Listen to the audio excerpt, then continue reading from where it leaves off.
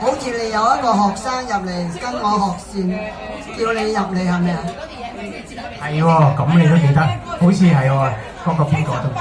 嗰個喺九龍住啊！哎呀，李鳳興，佢梗係冇嚟喎。係啦，佢係啦，冇錯啦。佢又跟咗阿林師傅學線，我係其中一個學生。咁佢話啊，林師傅打嘢好正，咁啊跟佢學咯。啊，咁啊所以咧，我印象之中咧，林師傅到而家同我第一次見面差唔多樣嘅啫，知唔知啊？起碼20年前啦，我應該有20年係咪識你咁啊？有幾多年啊？20年。差唔多啦，真係好耐嚇。OK， 差唔多啦嚇，十零20年啦，起碼都嚇。我當時喺屯門教乜嘢開始㗎？教你哋教我哋易筋經。係啦，大家知道啊，南少林達摩易筋經。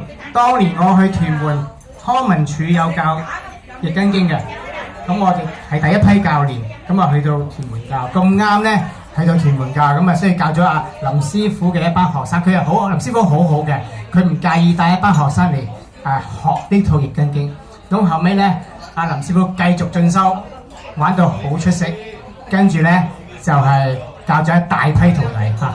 咁有一次我表演嘅時候咧，我有啲中醫藥嘅表演，我邀請埋林師傅嚟助陣嘅，係咪啊？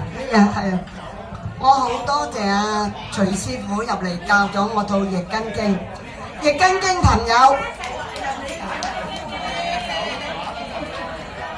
佢哋跟咗我就嚟20年啦。